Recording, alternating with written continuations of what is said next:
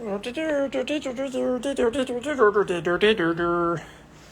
the cat. Oh, can you see the cat? I don't know if you can see the cat.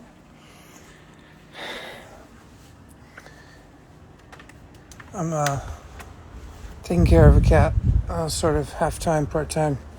I wanted to pop in, just do a little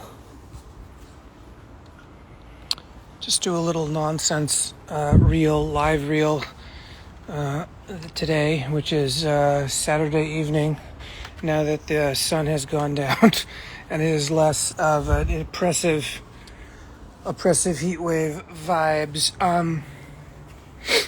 I want to sort of just talk about a few things quite briefly and have a little fun with this app. I haven't been on here in a while.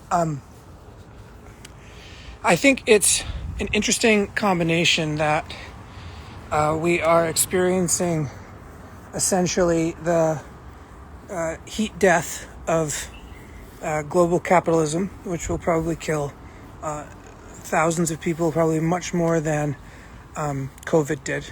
And we're having that at the same time that the West, as in America, as in the Hollywood celebrity machine, has finally decided to go on strike to their corporate overlords, the writers and the actors. I want to talk a bit about this because I never wanted that version of theater for myself. It's far too ableist, it's far too competitive, it's far too insane, and yet it produces some amazing art. I think everyone has had the experience of cinema being healing on some level, like a dream healing kind of thing. And I love watching movies, I love watching shows. I think some of the best art and media that has been produced has been in that sort of those mediums. I'm talking about like Stalker, Tarkovsky films. I'm talking about Kurosawa. I mean, there's just so many beautiful movies and television shows. The Magicians is one of my favorite shows, I think, in the last 5-6 years that's come out. And you can tell amazing stories because of the amount of people making that possible. However, what we are going to see very quickly is the impossibility of those things, and also more and more people doing things on a very shoestring budget with only the skills that they know that they can provide for themselves with their devices that they have. This is interesting, but it's not the full story, because what's going to probably end up happening is I think the machine will continue a little bit longer. I think that with the writers and actors striking, the corporate overlords and the streaming overlords, the masters, will find a way to make the slaves keep working a little bit longer. And as much as I enjoy labor unions, because I think they're a necessity inside of capitalism, I think that they, in some way, allow capitalism to continue its death march, which is an ecocidal kind of let's murder everything and everybody in a kind of like caste system kind of way. And the reason I say all this is because I think we're seeing the first dominoes start to really fall in a way that we can map in the West. We're seeing the dominoes of what we thought would be an eternity of progress into the virtual reality, utopian, dystopian universe, come crashing down to an analog shore, like an analog landing. And I say that because partially all of the things that we need to keep making these movies and television shows is not just human labor in a kind of sense of like all the digital artists and all that, but we need all of the slave labor to keep mining the cobalt.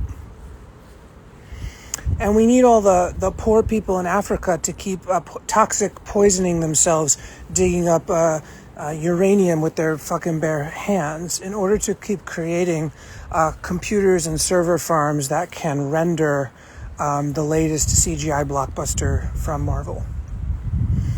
And as much as I love the idea machines behind these mediums, these media, the human cost, the carbon cost is too high.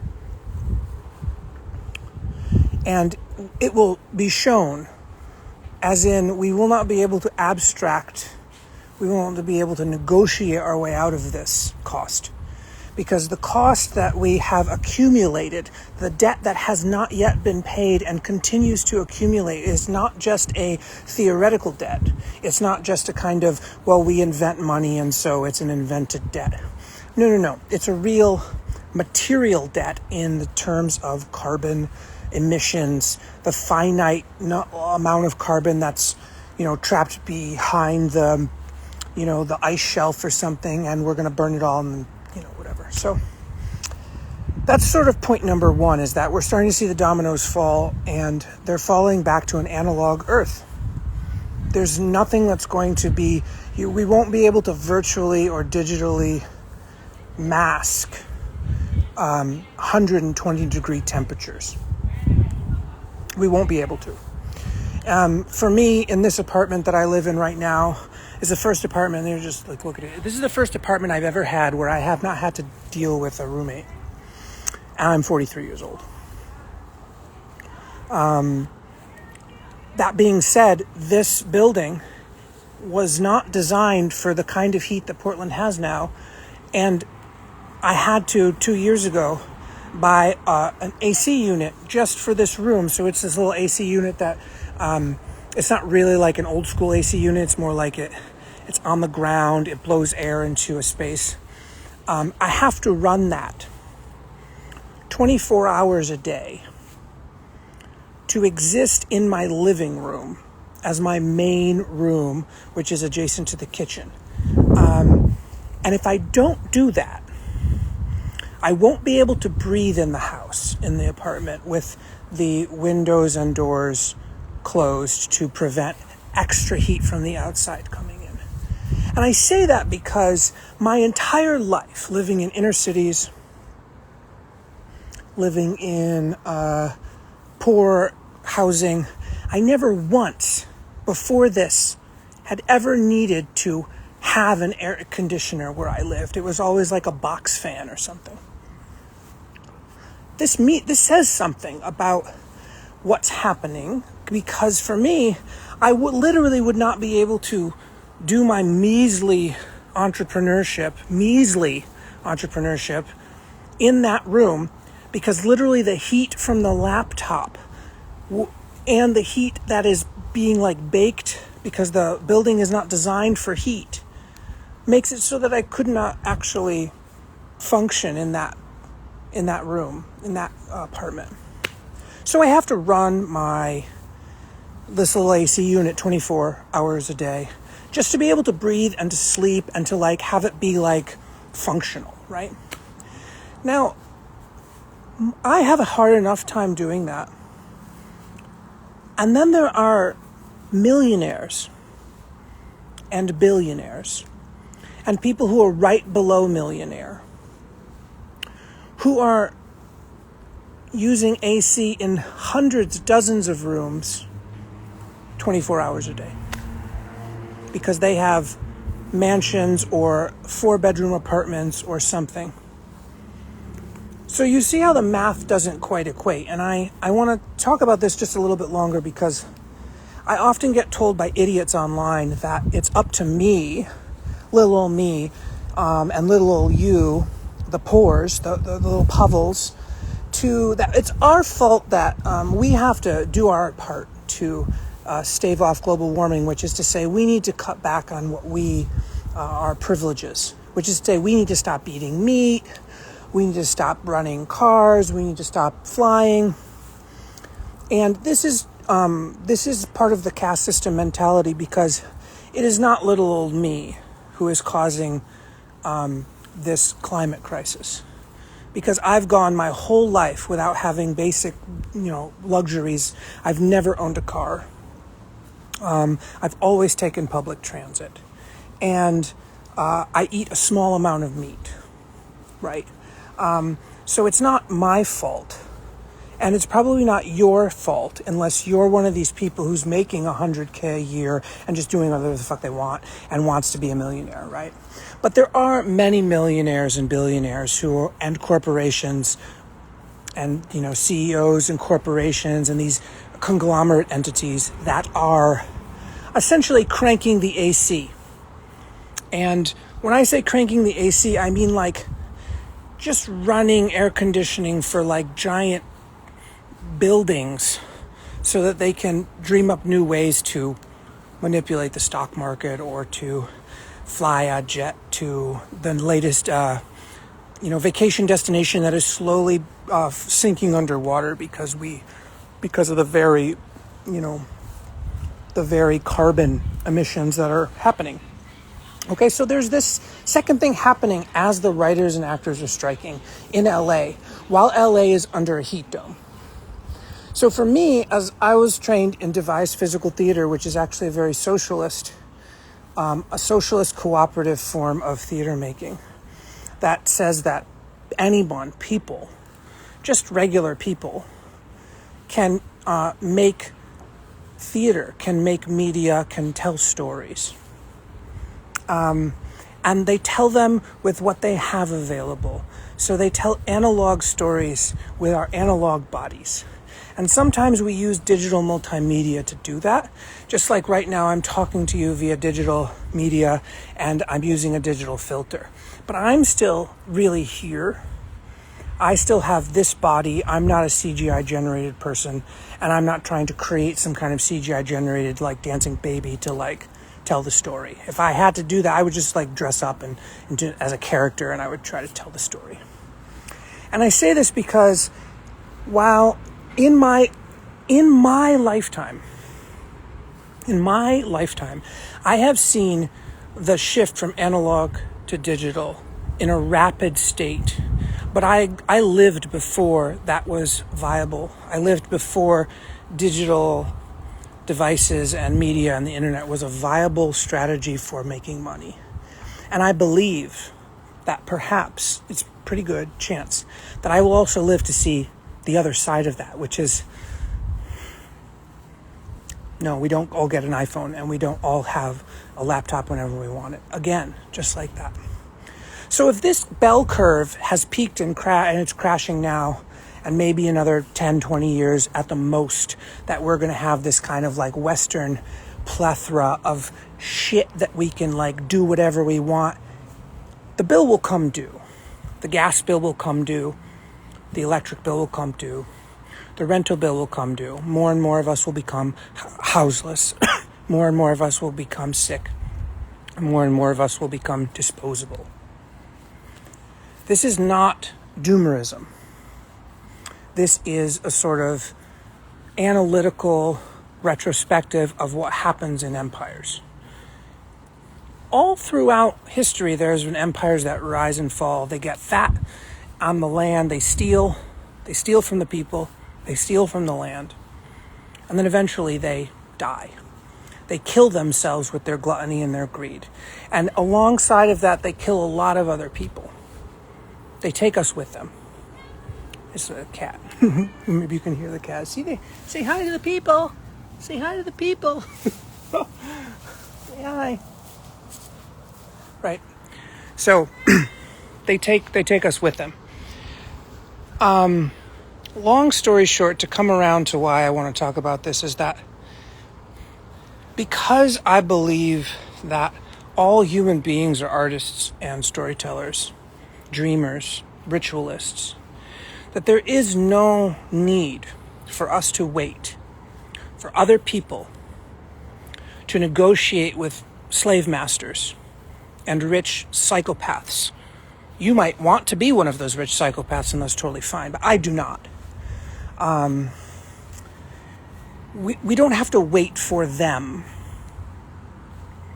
to become really skillful artistic collaborators.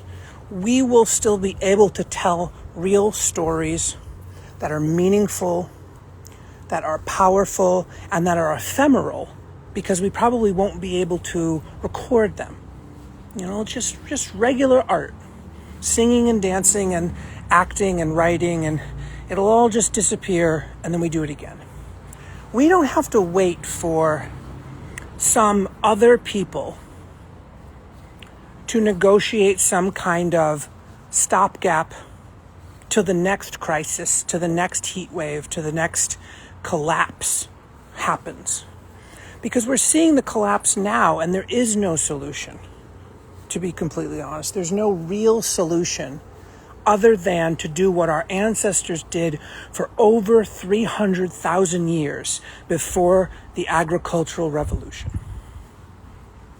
All of our DNA knows that this is possible. You may not prefer it, and a lot of disabled people might die. Just like me, I'm chronically ill, just die because we don't have the medicine. However, there's such thing as an honest death and a dishonest death. And I'll let you all chew on that for yourselves. But for me, when I talk about death practice and death clown, I'm not talking about some kind of grand solution to this crisis. I'm talking about using exactly the crisis itself as the stage for our own storytelling, myth-making play, so that we can return to actual analog relationships with the land, with ourselves, with our spirits, so we can reclaim the ancestors in a way that is not just constant hungry ghost bullshit. But a lot of people, maybe even some of you listening, you will take the devil's bargain. You will take the golden handcuffs that the slave masters throw to you because you'll be too afraid. You won't have the skill. You will be terrified. You'll want to save your family. And this is what some of our ancestors did. They decided to make a deal and spin the wheel. And the ones that didn't make a deal and spin the wheel, they died. They got murdered and they got left for dead. And we are in many ways the descendants of those people who made the deals with the devil.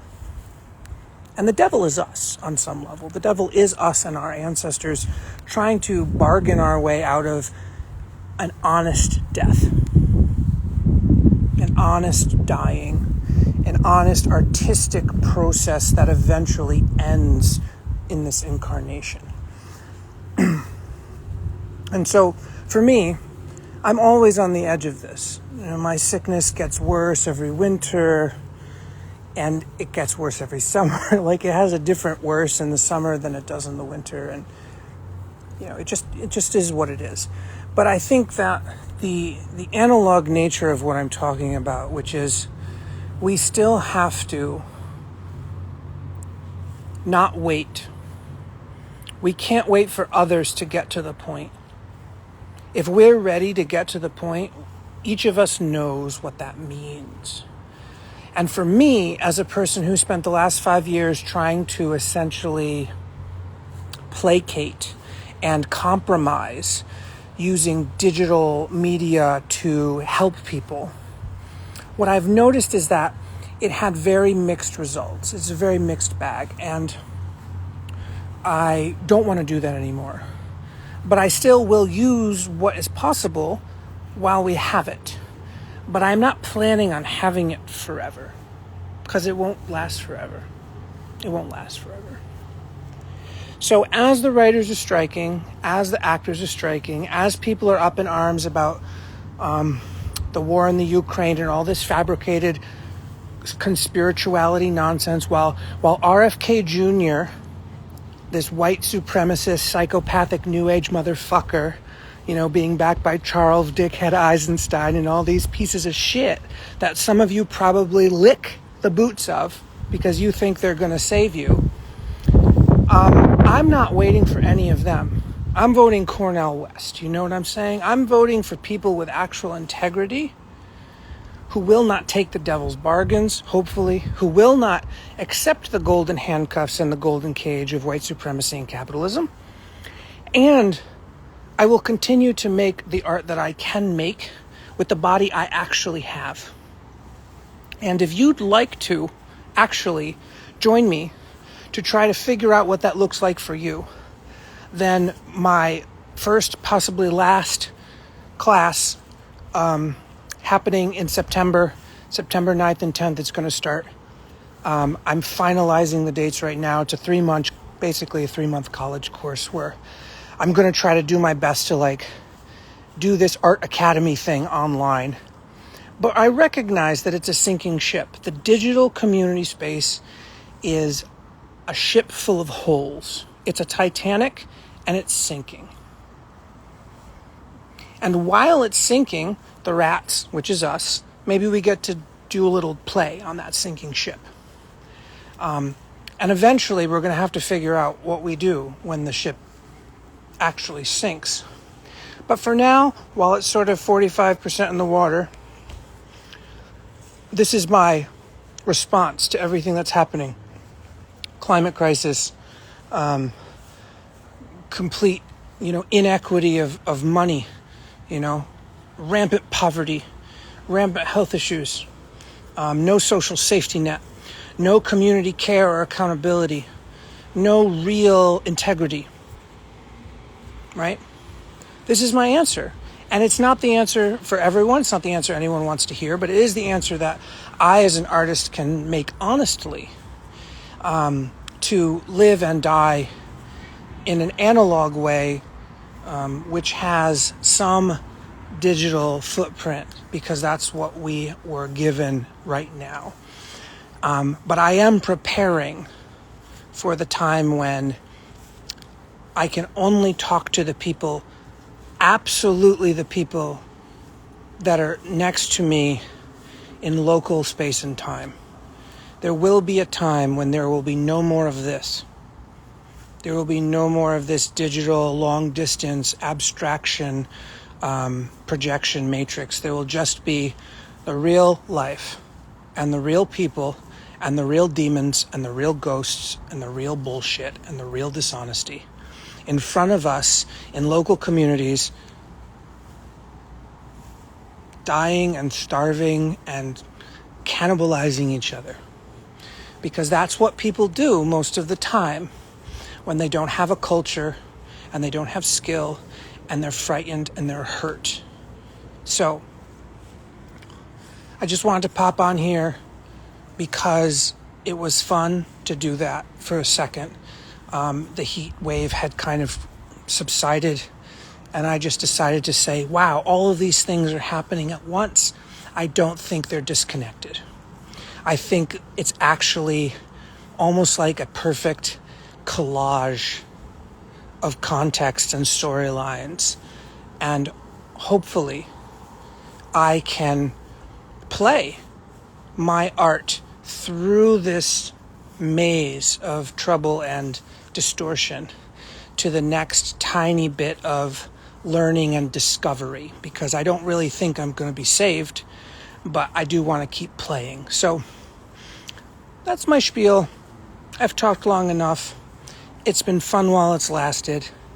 Check my Substack. I'll post a new thing on there Monday or Tuesday. I'm posting on Facebook while I still have it. And look out in the fall. I'm going to do some much more live stuff. September, October, November in Portland, Oregon, and Seattle area. Live, in person. So if you want this work the way it really is supposed to be, which is not abstract, can't wiggle out of it, then get your ass over to where I am, if you can. And if you can't, it's super fine.